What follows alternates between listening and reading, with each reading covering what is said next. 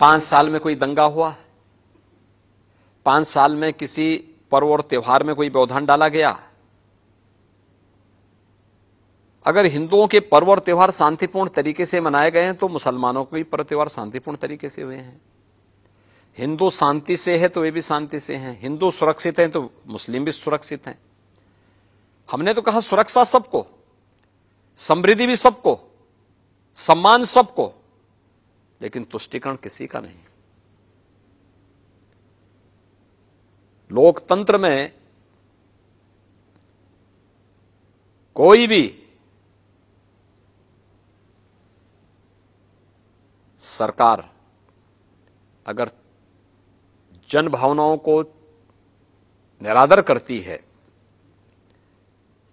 चेहरा देखकर के योजनाओं का बंदरबांट करती है, जाति मत और मजहब के आधार पर भेदभाव करती है, तो इससे बड़ा लोकतंत्र का उपहास दूसरा हो ही नहीं सकता। हमने तो योजनाओं का लाभ प्रधानमंत्री मोदी जी के इस मंत्र के अनुरूप दिया, सबका साथ सबके विकास की भावना के अनुरूप विकास कराया है।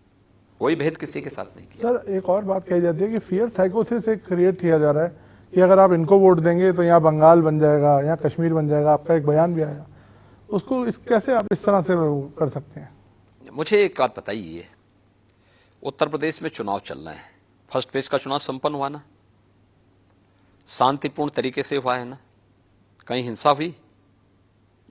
नहीं तो यहां दंगे होते थे, अराजकता फैलती थी, गुंडागिर्दी चरम पर चलती थी, ये होता था ना। मैं पूछना चाहता हूं, क्या बंगाल में इतने शांतिपूर्ण तरीके से चुनाव होते हैं? अभी बंगाल में विधानसभा के चुनाव थे, भारतीय जनता पार्टी के कार्यकर्ताओं पर कितना बर्बर अत्याचार हो रहा था। वहां पे बूथ कैप्चर किए जा रहे थे, अराजकता चरम पर थी, सैकड़ों लोग मारे गए थे। और केरल में भी ऐसे हुआ था। हिंसा, राजनीतिक हत्याएं जितना इन दोनों राज्यों में हुई हैं, कहां हुआ है? यूपी में शांतिपूर्ण तरीके से चुनाव चल रहे हैं, और ये लोग जो बंगाल से आकर के यहां फिर अराजकता फैलाने की बात कर रहे हैं, इसके प्रति जनता को अलर्ट करने के लिए आवश्यक था कि सावधान, जो सुरक्षा मिली है,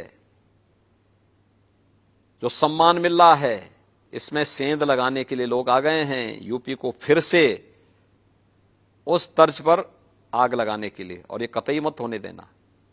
ये मेरा दायित्व था, हमने अलर्ट कर दिया। सर, राजनीतिक मुद्दे पे वापस आता हूं। आपने पीछे बोला कि